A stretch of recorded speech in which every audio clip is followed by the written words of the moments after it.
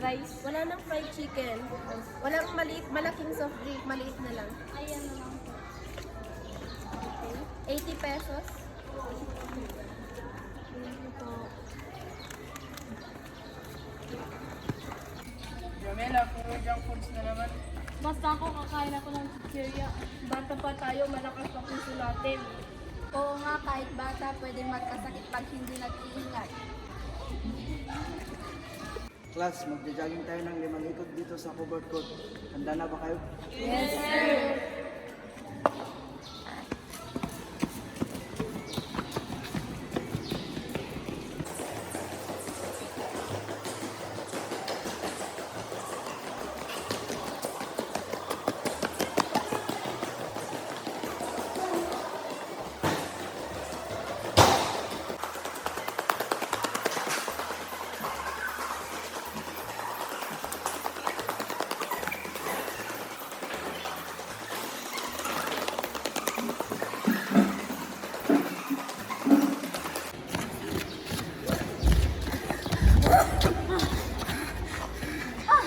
Grabe, pagod na pagod ako doon. Para lalabas na yung puso ko. Oh, bakit? Ano ang nangyari?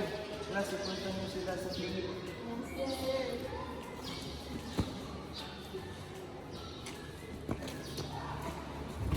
Sa inyo, mahihilo po kami. O dahil ba sa sobrang alat, taba at asukal, dahil dito nakakasama sa puso ito.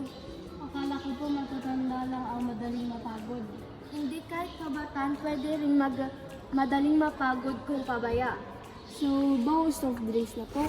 Oo, mas piling ang gulay, prutas, tubig at ehersisyo. Nurse. Kaya laging tandaan, ang puso ay hindi laron. Kapag nasira, mahirap palitan. Kaya ngayon, piliin na ang healthy na buhay. Oo, tama.